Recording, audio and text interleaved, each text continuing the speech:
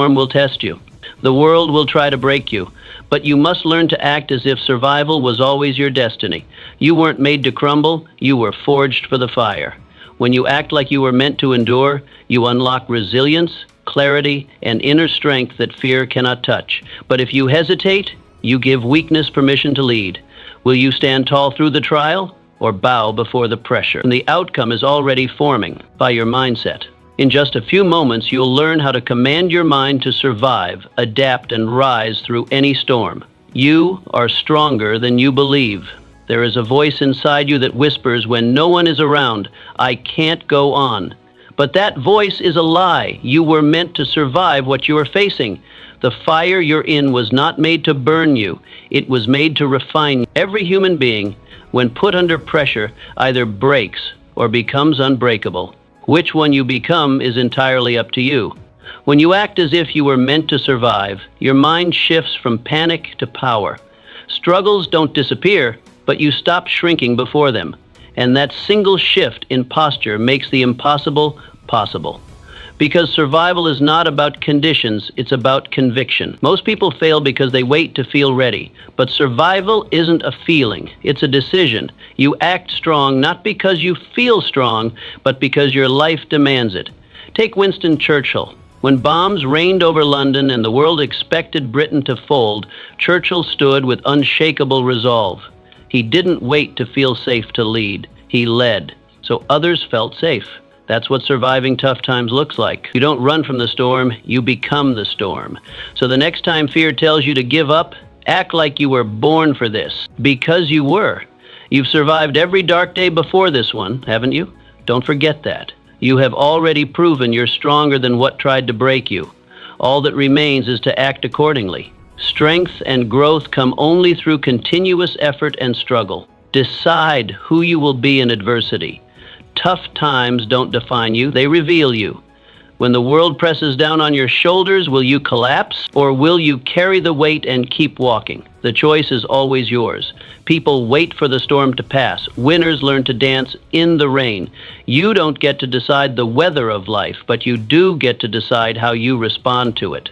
When you decide in advance that you are the kind of person who rises, then no storm can truly defeat you because you've already claimed your identity before adversity arrived. And when your identity is solid, circumstances lose their power over you. That's the secret most people miss. They think endurance comes from inspiration. It doesn't. It comes from identity. You must ask yourself daily, who am I when things get hard? When Thomas Edison's laboratory burned down, along with years of experiments, he didn't weep. He rebuilt. Not because he wanted to, but because he had already decided who he was. He was not a man who quit. He didn't need motivation. He had a mindset. You must decide the same. When you act like you were built for adversity, you become unshakable. Not because the pain goes away, but because your purpose gets louder than your panic. Stop waiting to feel prepared. Decide. And let that decision carry you through. Every adversity, every failure, every heartache carries with it the seed of an equal or greater benefit. Fear only grows if you feed it. Fear announces itself with a thunderous voice, demanding your full attention. It pounds at your door like an unwelcome visitor, insistent on entry. But here's the truth. Though it screams for acknowledgement, you need not answer. Fear casts a long shadow across your path, appearing massive and insurmountable. Yet shadows distort reality. Step into different light, and that giant shrinks to its actual size. The secret isn't fighting fear head-on, it's starving it of what gives it power, your attention. How do you accomplish this?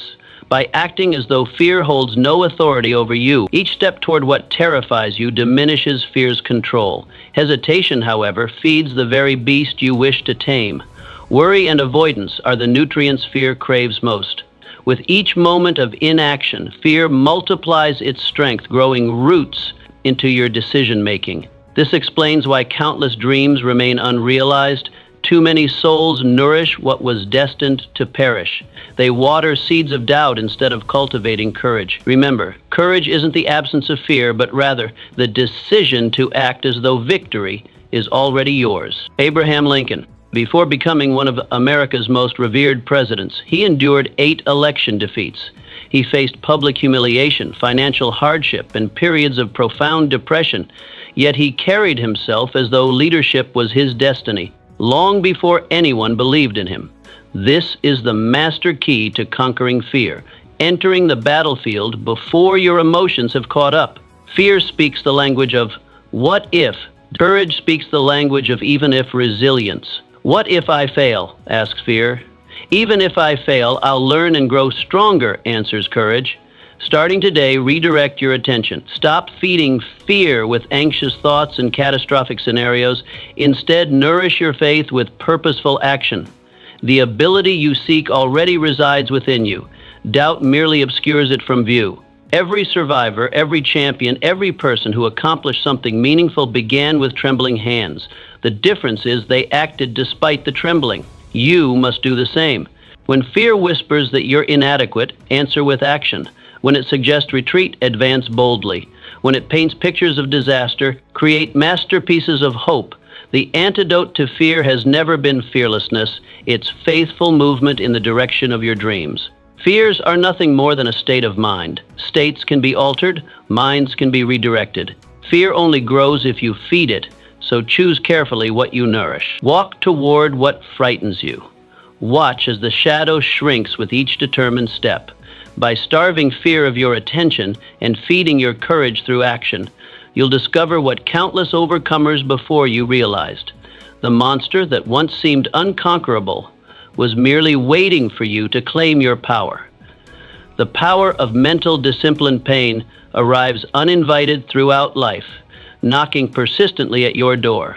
Its presence is inevitable, but your response determines whether you'll be conquered or emerge victorious. Survival extends beyond physical strength. It demands rigorous mental training. Your mind must become your greatest weapon rather than your most crippling weakness. The tragedy of modern existence lies in how readily people surrender control to their emotions. They hand over the steering wheel to fleeting feelings, then express shock when their lives careen off course.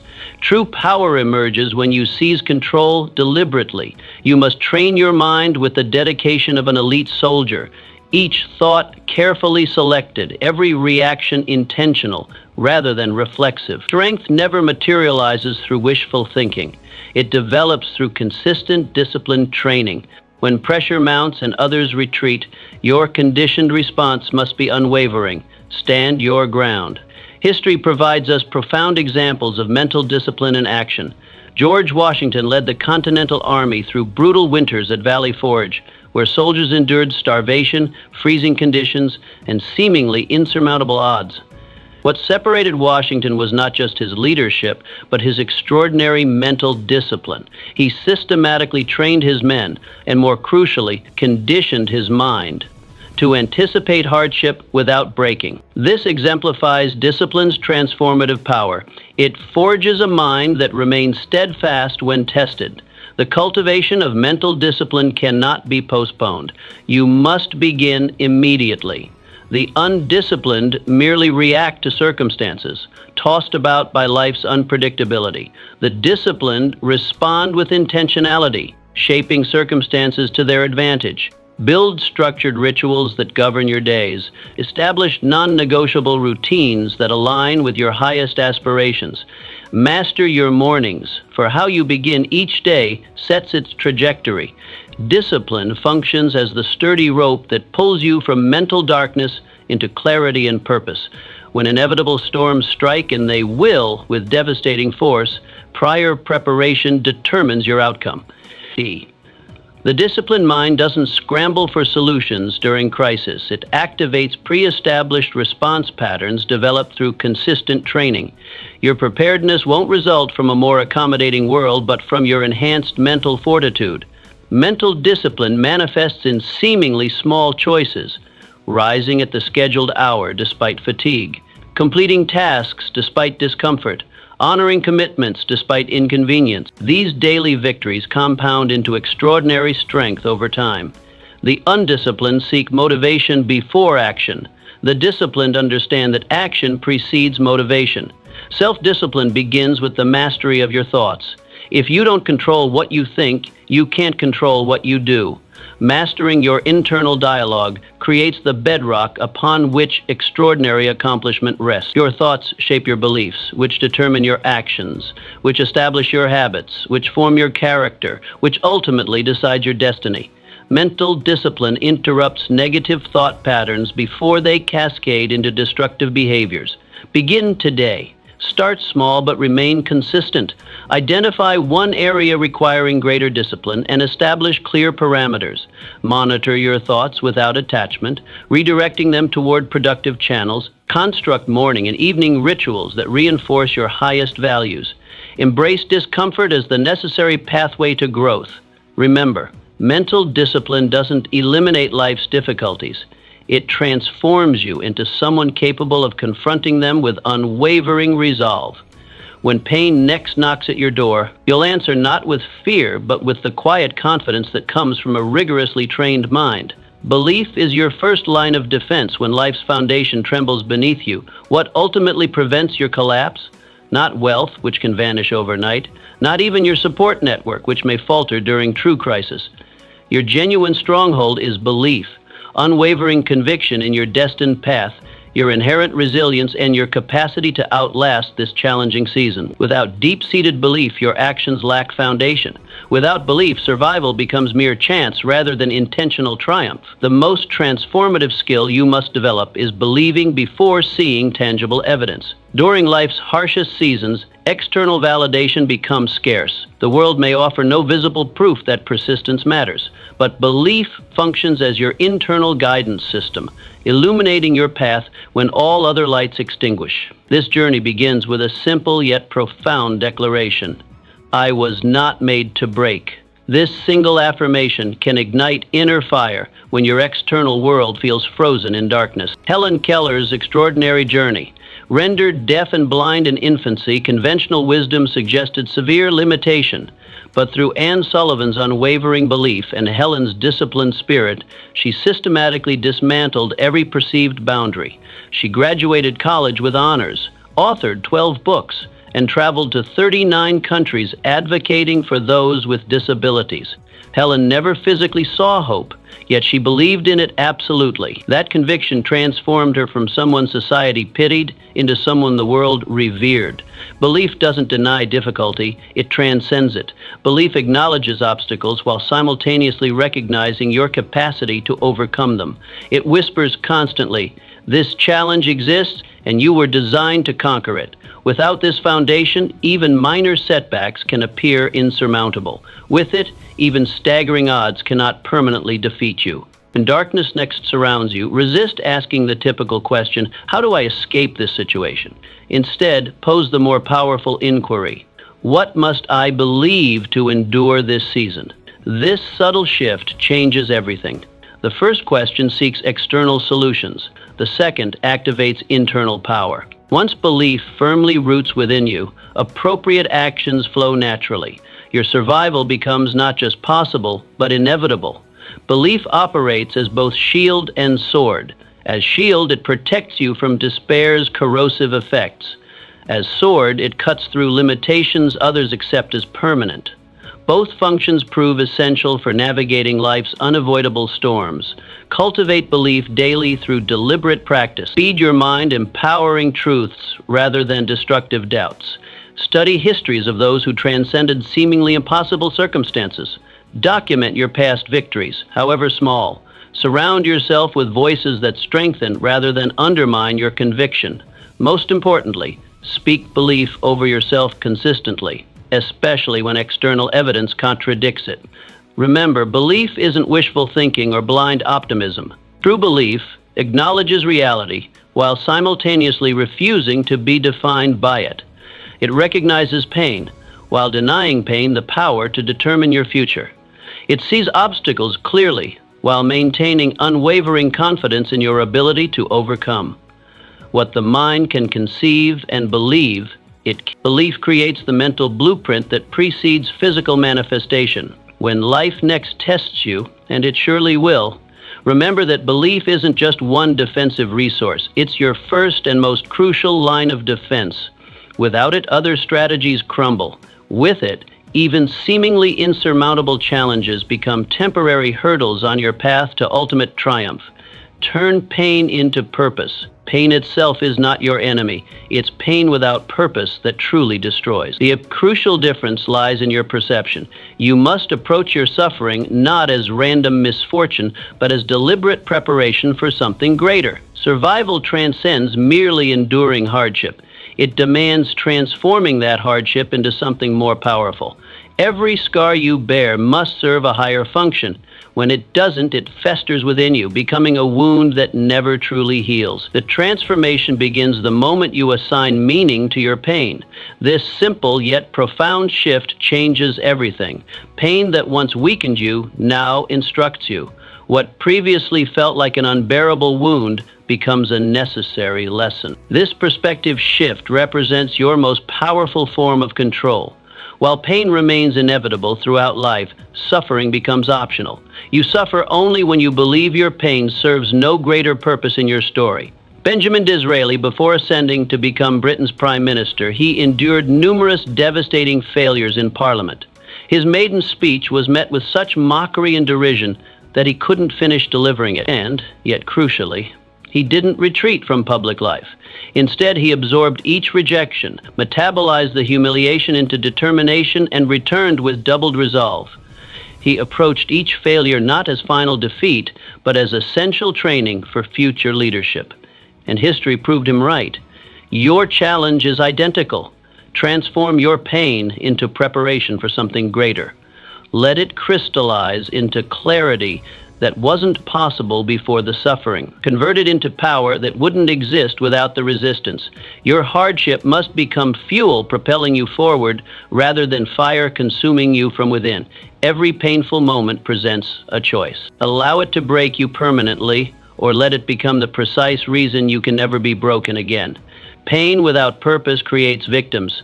Pain with purpose creates leaders. The difference lies not in the intensity of suffering, but in the meaning assigned to it. Those who transform their deepest wounds into their greatest wisdom ultimately lead others through similar valleys. Their scars become credentials, their struggles become strength, their tears become testimony. This transformation requires deliberate practice. Begin by examining your most significant pain points. Ask yourself, what might this be preparing me for? What strength might I be developing that wouldn't be possible without this challenge? Then act as if those answers are true, even before you fully believe them. Your actions will eventually align your emotions with this new perspective. Develop the discipline of mining meaning from misery. But when rejection strikes, extract the lesson. When failure visits, identify the growth. When loss overwhelms, look for the redirection. Nothing, absolutely nothing, need be wasted in your story. Even your darkest chapters can serve your brightest future if you assign them proper meaning. Every adversity brings with it the seed of an equivalent advantage. Your job is to find that seed, nurture it deliberately, and watch as something beautiful grows from soil once soaked with tears.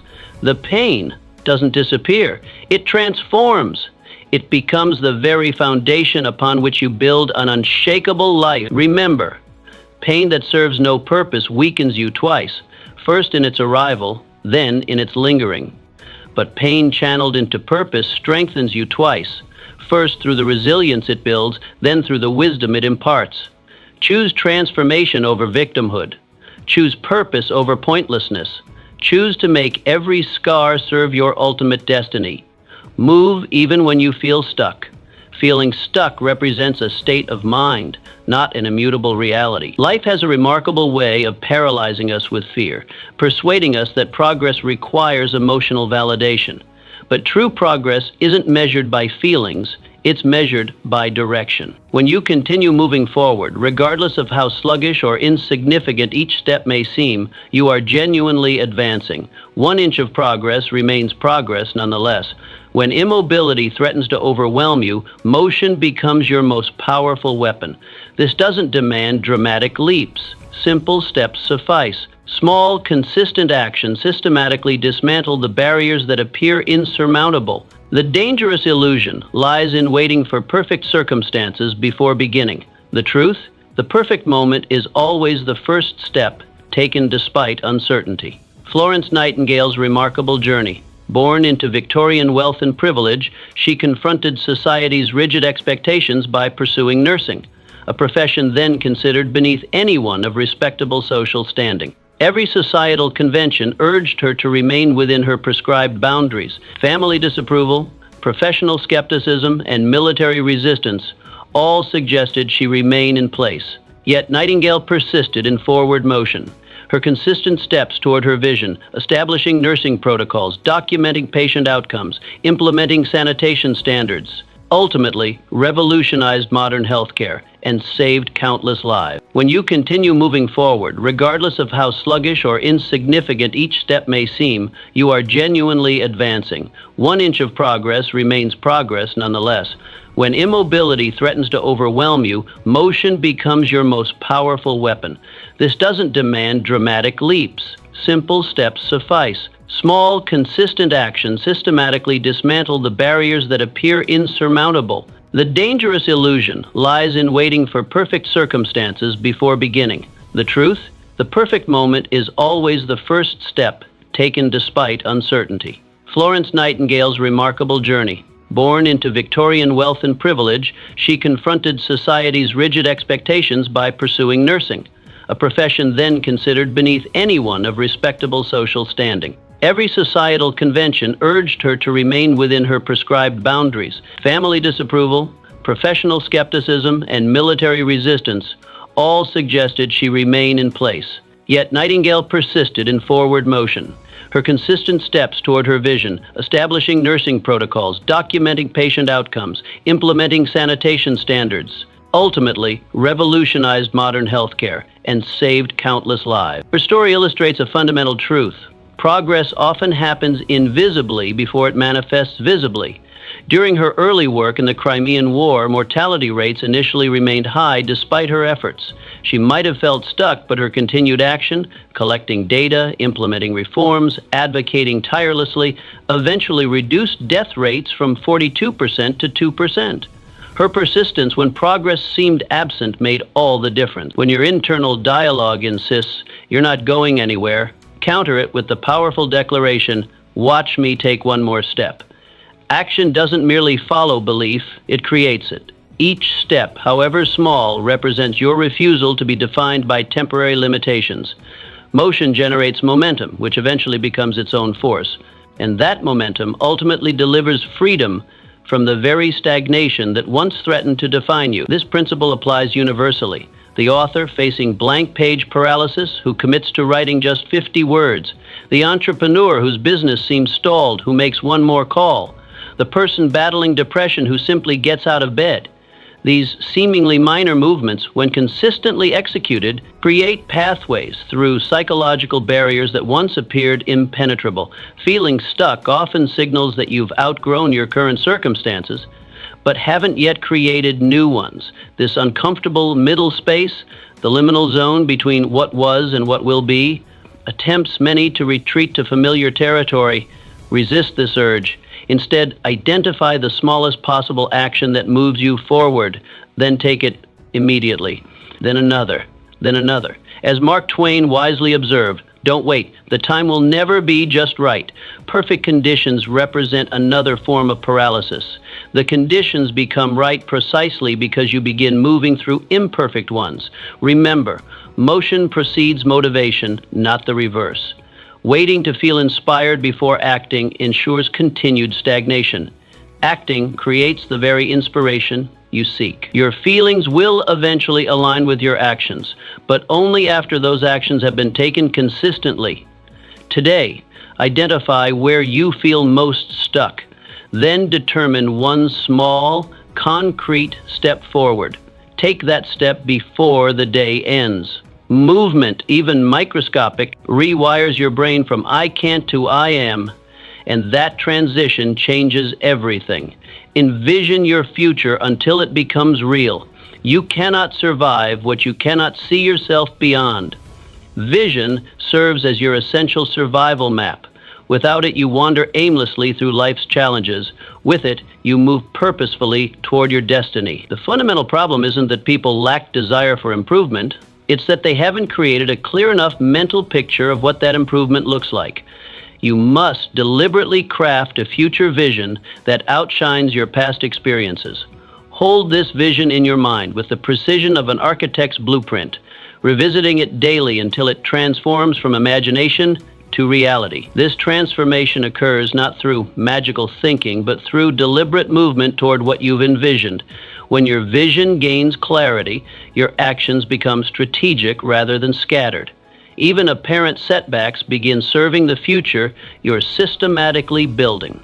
Andrew Carnegie, beginning with grueling 12-hour shifts in a cotton mill for minimal compensation, he refused to see only his immediate circumstances. Beyond the deafening machinery and exhausting labor, Carnegie envisioned industrial empire. That clear vision guided him through daily hardship, providing context for his suffering and direction for his efforts. Methodically, brick by brick, he built the reality he first conceived in his mind, eventually becoming one of history's greatest philanthropists after amassing unprecedented wealth. Your path requires similar vision-directed persistence. Rather than fixating on current limitations, focus intently on your destination. Let that vivid mental picture drive every decision, eliminating options that don't align with your ultimate vision. When circumstances darken around you, resist the temptation to close your eyes in despair. Instead, open your mind wider to the possibilities that exist beyond present difficulties. Your future waits not to be discovered, but to be constructed. And this construction begins in your imagination. The mind's capacity to envision creates the foundation upon which reality is built. Without this blueprint, your efforts lack direction. With it, even small actions accumulate meaningful momentum. This explains why two people facing identical circumstances can experience dramatically different outcomes. The difference lies not in external factors, but in what each person sees beyond their current reality. Practical vision requires specificity. Vague hopes produce vague results. Define your vision with precision. What exactly will you be doing? With whom? Where? How will it feel? What impact will you create? The more detailed your mental picture, the more compelling it becomes as a driving force in your daily decisions. Daily visualization strengthens this internal map. Spend time each morning revisiting your vision in vivid detail. Let your mind inhabit this future reality, experiencing its sights, sounds, and emotions.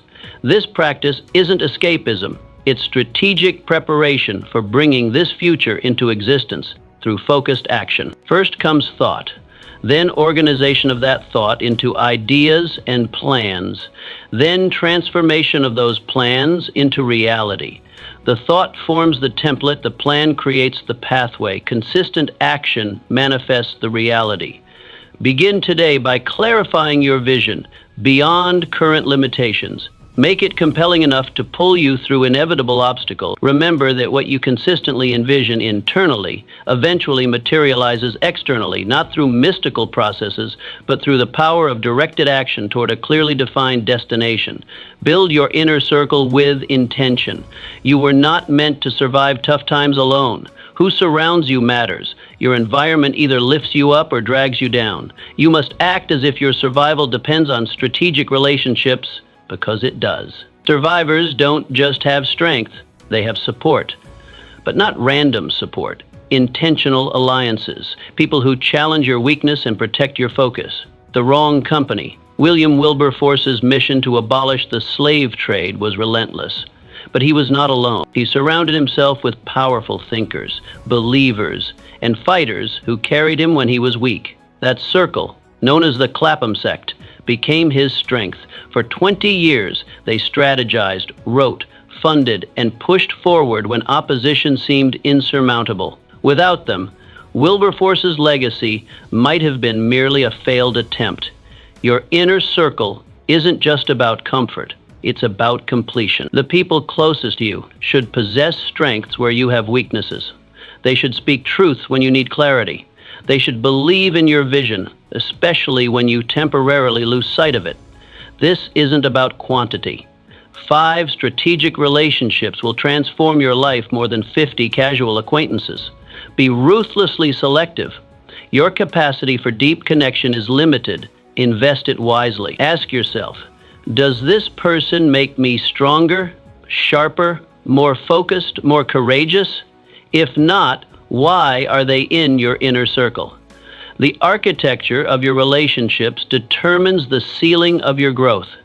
Too many of us accept default connections rather than designing intentional ones. We inherit friendships from convenience rather than consciously cultivating those that serve our highest purpose. So ask yourself, who have you invited into your war room? Are they keeping you sharp or keeping you stuck? It's time to build alliances, not acquaintances. Find those who fan your fire and become that kind of person to others. In storms, ships don't sail alone. This works both ways. You must become the person others need in their inner circle. Contribution creates connection. Support creates strength. It is literally true that you can succeed best and quickest by helping others to succeed. The strongest circles operate on reciprocity, mutual elevation, not mutual entertainment. They're built on vulnerability, accountability, and shared purpose. They celebrate your victories as their own and treat your struggles as collective challenges. Periodically audit your relationships. Some connections that served you in the past may restrict your future. Growth often requires painful pruning. This isn't callous, it's crucial. Your mission deserves your best environment. Don't wait for a crisis to discover who truly belongs in your inner circle. Build it now, test it often, strengthen it daily. The relationships you forge in calm will determine whether you survive the storm. Your greatest achievements will never be solo performances. They will be symphonies, compositions of collective effort conducted through your vision. Choose your musicians carefully. The song of your life depends on who plays alongside you. Remember, you become who you surround yourself with. Choose wisely. Choose intentionally. Your future self will thank you. Speak only what builds you. Words are not neutral. Every word you speak becomes a seed in your own mind. And in tough times, what you say is what you start to see. That's why you must act as if your survival depends on your speech, because it does. Negative words invite negative outcomes. Sakaru Ray, they erode your confidence from the inside, but when you speak strength, even when you feel weak, you begin rewiring the mind. Your body listens. Your environment listens. Even the storm listens, and it begins to shift. Franklin D. Roosevelt, stricken with polio, could have given up on leadership, but he spoke words of courage and resilience to a nation in despair. The only thing we have to fear is fear itself. His declarations weren't just political rhetoric, they were personal mantras that fortified his own resolve first. And that energy pulled not only himself, but an entire country out of darkness. Your words create your reality twice, first in your mind, then in your circumstances. This isn't mystical thinking, it's neurological fact. The language you use literally shapes the neural pathways through which you experience your life. Speak defeat consistently, and your brain becomes wired to spot evidence of impossibility. Speak victory, and suddenly opportunities appear where before you saw only obstacles. This discipline requires vigilance. Your mouth will naturally speak what your mind is full of. So fill your mind intentionally. Replace "I can't handle this" with "I'm built for challenges like this." Trade "this always happens to me" for "this is preparing me for something greater." Swap "I'm overwhelmed" for "I'm tackling this one step at a time." In combat, soldiers are trained never to announce their weaknesses to the enemy. Yet in life's battles, we often broadcast our vulnerabilities to ourselves and others. Every "I'm so tired" or "this is impossible" becomes a self-fulfilling prophecy. Your subconscious mind is always listening, always believing, always working to make your words reality. Your words are your weapons. Sharpen them, guard them, and use them to build the bridge from where you are to where you must go. Say, "I will endure." Say, "I was born for this." Say, "This storm ends with my victory." This practice isn't about denial, it's about direction. You can acknowledge reality without surrendering to it. "This is difficult" is an observation. "I can navigate this difficulty" is a declaration that creates momentum. The content of your speech reveals the content of your character. What you say repeatedly becomes what you believe inevitably. As Ralph Waldo Emerson observed, you become what you think about all day long, and your words are the mirror of your thoughts.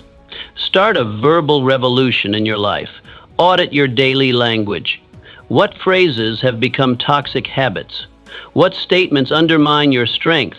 Then craft the language of the person you're becoming, not just the person you've been. Speak life when death seems certain. Speak abundance in seasons of lack. Speak peace in chaos. Speak clarity in confusion. Not as wishful thinking, but as warrior training, preparing your mind for the battles that require your best self. Your future is being constructed conversation by conversation. Build it with intention. The words that cross your lips today will cross your path tomorrow. Choose only those that lead where you intend to go. Your character is forged, not found in difficult times. Your character is not discovered, it is forged. Like iron under heat, your values, discipline, and inner strength are shaped by the pressure you face. That means survival isn't just about making it through. It's about who you become in the process. When you act as if the pain is shaping you for greatness, you stop resisting the fire and start using it. You realize that hardship isn't an interruption, it's an initiation. You are being called into a stronger version of yourself, not with ease, but with endurance. Theodore Roosevelt. He battled asthma, personal tragedy, and political opposition throughout his life, but every challenge sculpted him into the kind of leader who walked into gunfire without blinking. After being shot in the chest during a campaign speech, he refused medical attention until he finished speaking. He didn't wait to feel courageous. He built courage by answering hardship with commitment. Character formation follows a paradoxical truth. The very experiences we would avoid are often the ones we need most. Comfort creates complacency. Challenge creates character. Every time you endure when you could escape, persist when you could quit, or maintain integrity when no one would know the difference, you are adding another layer of strength to your inner foundation. This is why your response to difficulty matters more than the difficulty itself. Two people can face identical hardships and emerge entirely different. One becomes bitter, the other better. One becomes weaker, the other stronger. The difference isn't in what happened to them, but in how they happened to what happened to them. The greatest leaders, innovators, and pioneers throughout history share one common trait. They let their struggles transform them. Nelson Mandela emerged from 27 years of imprisonment not with vengeance, but with vision. Helen Keller turned dual disabilities into a platform for global impact. Their hardships weren't handicaps, they were crucibles of character. You must do the same. View every challenge as a chisel, carving away weakness and revealing your true form. Say to yourself, this moment is building my character. I will come out cleaner, clearer, and tougher. That mindset makes survival meaningful. Character cannot be inherited, purchased, or borrowed. It must be personally developed through consistent choices under pressure. As Alexander Hamilton noted, those who stand for nothing fall for anything. Your character is the one asset that cannot be taken from you. It can only be surrendered. This forging process requires intentionality. You must actively participate in your own character development. Question yourself daily. Am I becoming stronger or weaker through this challenge? More courageous or more fearful? More disciplined or more distracted? Then adjust accordingly. Remember that character is built in small moments that seem insignificant at the time. It's the daily decision to wake up early, speak truthfully, fulfill promises, and push beyond comfort. These choices compound into either strength or weakness depending on their direction. As Calvin Coolidge wisely observed, there is no development physically or intellectually without effort, and effort means work. Your character, the core of who you are, follows this same principle. It is developed through deliberate effort, not destined by circumstance. True survival means emerging not just alive, but alive with purpose. Not just breathing, but breathing fire. Not just existing, but existing with excellence. This is how you transform trials into triumph, by allowing difficulty to forge in you a character that outlasts the challenges that created it. Find your fighting reason. People don't endure pain for nothing. They endure because they've found a reason that's worth it.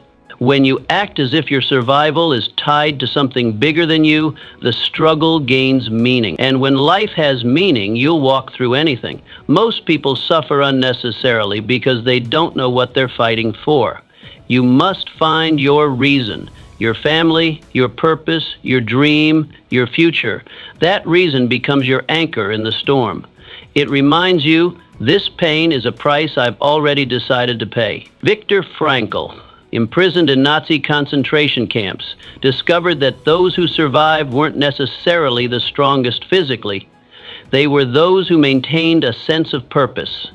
In his darkest moments, Frankl held onto the image of lecturing after the war, teaching others what he had learned. That vision pulled him through unbearable conditions when others surrendered to despair. Your fighting reason transforms impossible challenges into necessary battles. It converts "I can't do this" into "I must do this." The difference is profound. Necessity awakens abilities that convenience never discovers. When something matters enough, you'll find strength you didn't know you possessed. This is why the world's greatest achievers rarely talk about motivation, they talk about mission. They've found something that compels them forward when feelings and circumstances push backward. Olympic athletes endure punishing training not from fleeting inspiration, but from unwavering dedication to a goal that matters deeply. Entrepreneurs work 18-hour days not from temporary excitement, but from commitment to a vision they cannot abandon. Your fighting reason must be specific. Vague aspirations produce vague effort. Success isn't concrete enough to fuel sacrifice. Providing a secure future for my children creates immediate emotional connection. Changing how healthcare serves rural communities provides clear direction. Creating art that helps people process trauma establishes both purpose and path. So ask yourself, what is your reason? What future do you refuse to surrender? Once you know, let it fuel every step, every breath, every fight. A person with a reason can outlast anything. Your reason will likely evolve. What drives you at 20 may differ from what drives you at 40. The parent fighting for their children's future becomes the mentor fighting for their community's transformation. The artist seeking personal expression becomes the teacher, opening creative pathways for others. As you grow, your fighting reason grows with you, becoming deeper, wider, and more connected to your authentic self. This fighting reason isn't just about enduring, it's about excelling. It transforms survival mode into purpose-driven living. You stop merely existing through challenges and start extracting meaning from them. Every obstacle becomes material for your mission. Every setback shapes your story. When your desires are strong enough, you will appear to possess superhuman powers to achieve. This isn't mystical thinking, it's psychological reality. The human spirit awakens fully only when connected to purpose. Without it, we operate at a fraction of our capacity. Find that reason, feel it deeply, frame it clearly, fight for it relentlessly, and watch as the impossible becomes inevitable, not because the challenge diminishes, but because your capacity to overcome it expands beyond what you ever thought possible. Make pressure your partner, not your prison. Pressure is not your enemy, it's your teacher. When you stop fearing it and start listening to it, it will guide you to strengths you didn't know you had. But if you let it crush you, it becomes a prison. You must act as if pressure was designed for you. Like weights in a gym, it builds you up when you engage with it instead of avoiding it.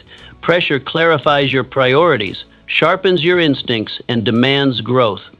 That's a gift, not a curse. Alfred Sloan, who took over General Motors during a time of chaos and competition. Rather than cracking under the weight, he reorganized the entire company, outmaneuvered competitors, and led it to industry dominance.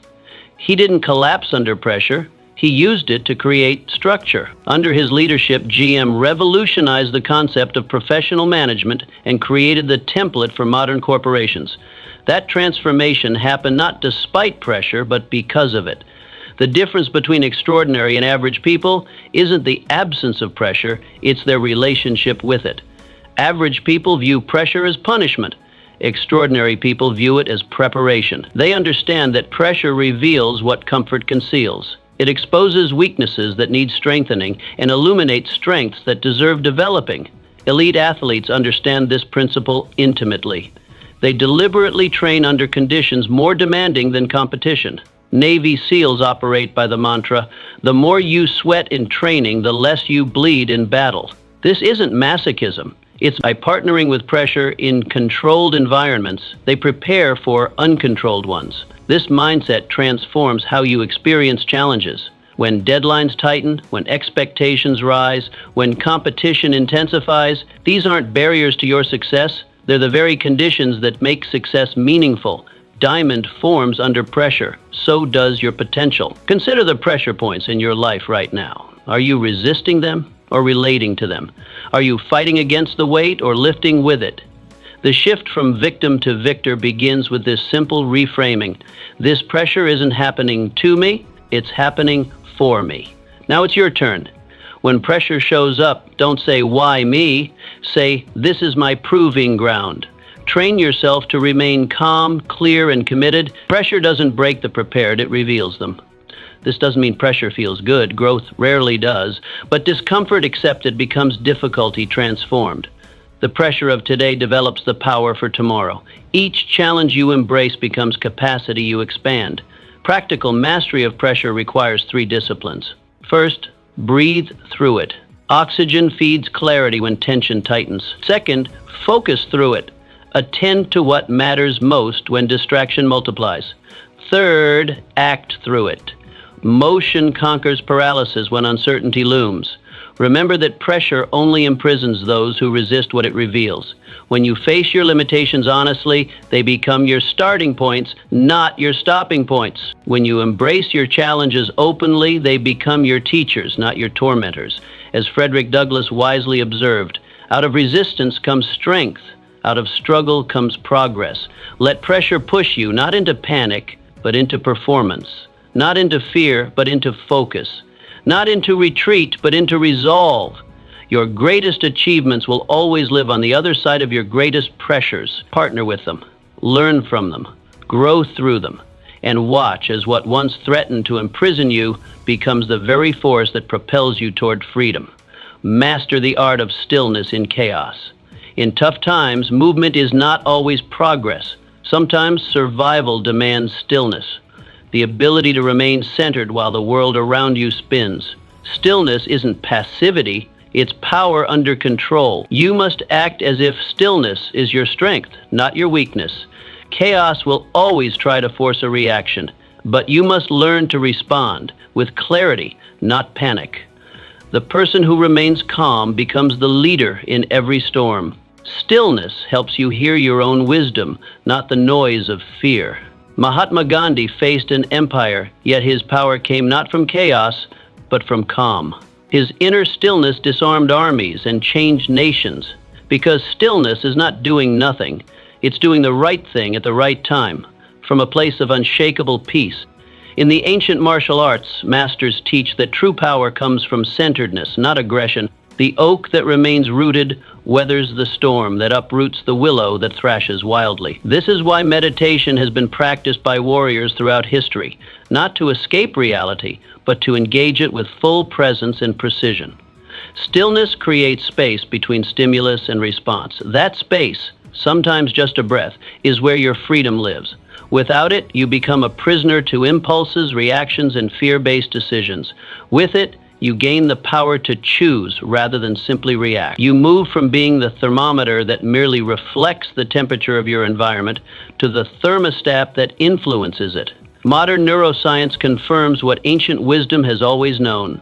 The mind in chaos makes poor decisions. Under extreme stress, blood flow decreases to your prefrontal cortex, the seat of rational thought, and increases to your limbic system, the center of emotional reactivity. Only by cultivating stillness can you reverse this pattern and maintain access to your highest cognitive functions when you need them most. This stillness must be practiced before it's needed. Like any skill, it cannot be summoned in crisis without prior training.